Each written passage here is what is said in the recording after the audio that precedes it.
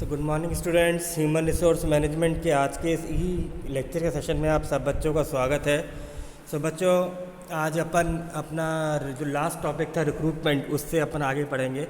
तो last lecture जब recruitment में आपको पढ़ा रहा था तो मैंने आपको बताया था there are 2 factors for recruiting, internal और एक्सटर्नल। तो अपन ने इंटरनल भी थोड़े बहुत देखा था कि क्यों हमें इंटरनल से रिक्रूटमेंट करनी चाहिए और क्यों हमें एक्सटर्नल से रिक्रूटमेंट करनी चाहिए, ये हमने देखा था। आज हम देखेंगे प्रोसेस या मेथड या सोर्सेज, जो हमारी टॉपिक है। तो रिक्रूटमेंट क्या है? रिक्रूटमेंट जैसे मैंने आपको पहले भी बताया कि एक प्रोस्पेक्टिव एम्प्लॉयज़ को या एक ऐसे पर्सन जॉब सीकर को अपनी तरफ अट्रैक्ट करना, अपनी ऑर्गेनाइजेशन की तरफ अट्रैक्ट करना, ताकि वो हमारे ऑर्गेनाइजेशन में अपनी नॉलेज की वजह से क्या करे, ऑर्गेनाइजेशन में कंट्रीब्यूशन करे और हमारा गोल्स जो है अचीव हो जाए। तो यहाँ पे हम रिक्रूटमेंट में क्या कर रहे थे, हम एम्प्लॉयज़ को या प्रोस्पेक्टिव जॉब सीकर्स को क्या कर रहे थे, स्टिमुलेट कर रहे थे कि वो हमारी जॉब कंपनी में क्या करें, अपनी जॉब के लिए अपने आप को अप्लाई करें। तो कंपनीज़ क्या है, रिक्रूटमेंट के डिफरेंट मेथड्स को यूज़ करती हैं ताकि वो बेस्ट एम्प्लॉयज़ को सिलेक्ट कर सकें। तो पहला मेथड आता है आपका इंटरनल सोर्सेज और दूसरा आता है एक्सटर्नल सोर्सेज। यदि हम इंटरनल सोर्सेज की बात करें, इंटरनल सोर्सेज वो सोर्सेज होते हैं जिनमें हम जो हम पीपल्स को ऑब्टेन कर रहे हैं ना, वो हम इनसाइड द कंपनी से ही कर रहे हैं, यानी विद इन द ऑर्गेनाइजेशन। तो ये एम्प्लॉयज़ कौन है? ये वो पर्सन है जो ऑलरेडी हमारी ऑर्गेनाइजेशन में वर्क कर रहे हैं, हमारे एम्प्लॉयज़ हैं। तो सबसे पहला आता है मेथड जो हम यूज़ करते हैं, वो है हमारा प्रमोशन मेथड।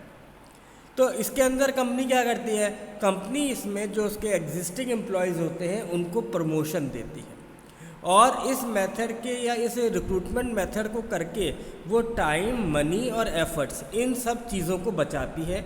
क्योंकि कंपनी के पास कई बार इतना टाइम नहीं होता कि वो नए लोगों को सेलेक्ट करके या रिक्रूट करके उनको ट्रेनिंग दे और फिर उनको डेवलप करने के लिए उनको समय दिया जाए।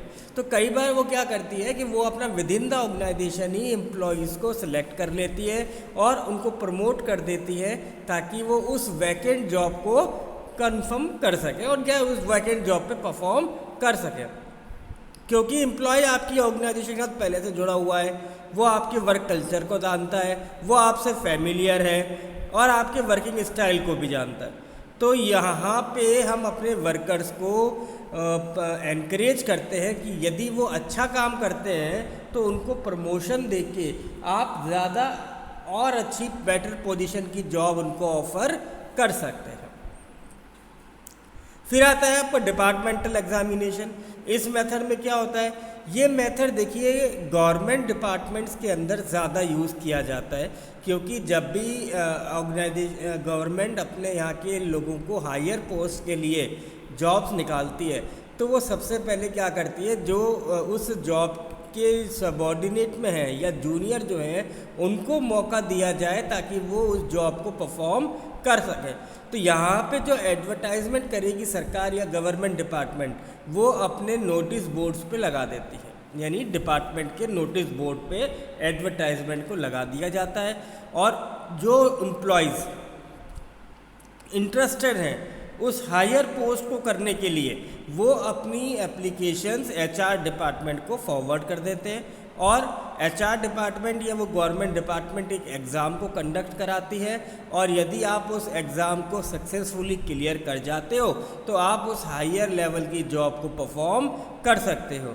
तो यहाँ पे क्या है, सबसे पहली चीज़ कि इसके अंदर ना तो कोई पार्शियलिटी होती है और दूसरी तरह ट्रांसपेरेंसी बहुत ज़्यादा है, और आप हर एक एम्प्लॉय को जिसको लगता है कि मुझे हायर जॉब पे काम करना चाहिए उसको आप पूरा मौका दे रहे हो अपने आप को प्रूव करने का। फिर आता है ट्रांसफ़र। देखिए मैनी कंपनीज जो होती हैं वो इस तीसरे मेथड को भी यूज़ करती हैं रिक्रूटमेंट के लिए। तो यहाँ जो हम आइडिया यूज़ कर रहे हैं ना, वो ये है कि आप अपने यहाँ से सबसे पहले क्या करो, जो बेस्ट एम्प्लॉयज़ हैं उनको आप सिलेक्ट कर लो और उनको उन ब्रांचेस में भेजिए जो या तो यूँ कहें कि अप्रोप्रिएट आउटकम नहीं दे रही या रिज़ल्ट नहीं दे रही, या फिर हम ये देख सकते हैं कि जहाँ पे शॉर्टेज ऑफ पीपल्स है आप उन लोगों को वहाँ पर ट्रांसफ़र के तौर पे भेज सकते हैं और वहाँ पे आप अपनी वैकेंट जॉब को फिल कर सकते हैं। फिर आता है रिटायरमेंट। इस मेथड के अंदर जो ऑर्गेनाइजेशंस होती हैं वो क्या करती हैं कि वो एम्प्लॉयज़ जो आपकी ऑर्गेनाइजेशन को से रिटायर हो चुके हैं, जिन्होंने आपकी ऑर्गेनाइजेशन को क्विट इसलिए कर दिया है कि उनकी एज हो चुकी है या उनको लग रहा है कि अब हम कैपेबल नहीं है इतना पेन लेने के लिए, इतना वर्क करने के लिए, वो रिटायरमेंट ले चुके हैं, तो उनको ऑर्गेनाइजेशन वापस से कॉल बैक करती है कि अब आप वापस से आ जाइए और टेम्प्रेरी बेसिस पर थोड़े समय के लिए हमारे यहाँ इस जॉब को परफॉर्म कर रही है। तो इसका एक फ़ायदा ये मिलता है कि जो आपका रिटायर्ड पर्सन था उसको थोड़ी सी और अर्निंग हो जाती है। दूसरा, ऑर्गेनाइजेशन की तरफ से एक प्राउड मोमेंट आता है कि जब ऑर्गेनाइजेशन को अपने यहाँ पे रिक्वायरमेंट पड़ी तो उन्होंने आपको याद किया, तो ये प्राउड मोमेंट है।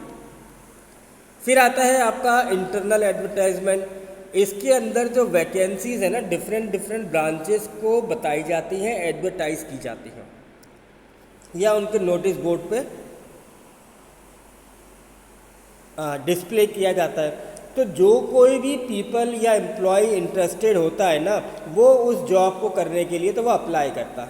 इससे हमें क्या मिलता है, इससे हमें क्या हेल्प हो जाती है कि जो लोग हम चाह रहे थे कि मान लीजिए मैं अभी दिल्ली में काम कर रहा हूँ और मैं बेसिकली बिलोंग कहाँ करता हूँ, बेंगलोर साइड से।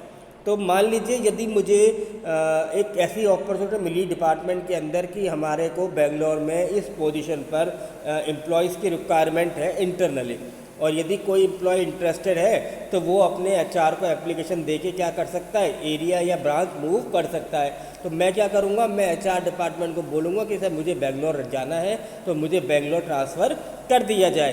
तो इससे क्या होगा कि मैं जो अभी तक थोड़ा सा परेशान था या फिर मुझे दिल्ली सूट नहीं कर रहा था, मुझे मेरी होम ब्रांच मिल जाएगी और अब मैं ज़्यादा एफिशिएंटली, इफ़ेक्टिवली हाई परफॉर्मेंस कर पाऊँगा। तो ये उनके लिए भी अच्छा है जो कि अदर ब्रांचेस में शिफ्ट होना चाहते हैं। फिर आता है रेफरल्स। इस मेथड में क्या होता है कि जो एम्प्लॉयज़ होते हैं ना, वो उनको कहा जाता है कि वो किसी अदर लोगों को रिकमेंड करें। तो यहाँ पे देखिए क्या हो रहा है कि जो आपका एग्जिस्टिंग एम्प्लॉय है वो आपकी वर्किंग कल्चर और कंडीशन और एनवायरनमेंट को जानता है और वो उन्हीं लोगों को सजेस्ट करेगा जो इस एनवायरनमेंट और वर्किंग कल्चर के अंदर ईजीली एडजस्ट कर सकते हैं। तो यहाँ पे तो उनको ज़्यादा परेशानी नहीं होगी, और क्योंकि वो पर्सन रिकमेंडेड है तो डेफिनेटली थोड़ा सा कहीं वो एनालिटिक होगा या किसी के थ्रू इवेल्युएट हो चुका होगा। तो यहाँ पे आजकल भी जो कंपनीज़ है ना, ये बहुत ज़्यादा इस एम्प्लॉयर रेफरल के मेथड को यूज़ करने लगी है और इसका ये कॉमन मेथड भी बन गया है आजकल रिक्रूटमेंट का। इसमें क्या होता है कि कुछ कंपनीज़ जो होती हैं वो अपने एग्जिस्टिंग एम्प्लॉयज़ को एनकरेज करने के लिए कि भाई आप ही अपना कोई रिकमेंडेड एम्प्लॉय बताओ या पीपल बताओ, तो ऐसा करने पे उनको मॉनेटरी इंसेंटिव या रिवॉर्ड भी दिया जाता है। तो ये एक कॉमन और एक अच्छा मेथड माना जा रहा है आजकल ऑर्गेनाइजेशंस के लिए। फिर आता है फॉर्मर एम्प्लॉयज़। फॉर्मर एम्प्लॉयज़ भी आपके लिए इंटरनल सोर्सेज में बहुत अच्छा रोल प्ले करते हैं, क्योंकि जैसे मैंने कहा कि कुछ तो रिटायर हो जाते हैं और रिटायर होने के बाद कुछ लोग चाहते हैं कि हमें कंपनी वापस बुलाए। तो एक तो हमने ऊपर पढ़ा था रिटायरमेंट वाला, उसके अंदर तो क्या था, कंपनी जानबूझ के बुला रही है, बट यहाँ पे क्या है कि जो एम्प्लॉयज़ हैं वो चाहते हैं कि हमें बुलाया जाए, और कई बार उनको लगता है कि हायर पोजीशन पे बुलाएंगे तो हायर पैकेज मिलेगा। तो यहाँ पे भी क्या होता है कि वो इस तरीके से रिक्रूटमेंट करते हैं। अब इसका बेनिफिट क्या है, इसका बेनिफिट ये मिलता है क्योंकि आपकी जो ऑर्गेनाइजेशन है वो आपकी परफॉर्मेंस को भली भांति जानती है कि आप कैसे परफॉर्मर है। तो यदि आप अच्छे परफॉर्मर रहे थे तो आपको हायर पैकेज देने के लिए ऑर्गेनाइजेशन कभी भी बुरा या उनको ज़्यादा परेशानी नहीं आती है। फिर आता है 8th पॉइंट, जो मैं कहते हैं disease employees and disable employees. कई बार कंपनीज में क्या होता है कि ड्यू टू फैमिली कंडीशंस या कुछ होता है कि जो आप या मान लीजिए कि आप काम नहीं कर पा रहे या डिसेबल हो गए, तो उस कंडीशन में आप ही की फैमिली का कोई थर्ड मेंबर जो कि क्या कहना है कि मैच्योर है और वर्क कर सकता है, उसको आपके बदले में रख लिया दिया जाता है ताकि वो आपकी जॉब को परफॉर्म करे।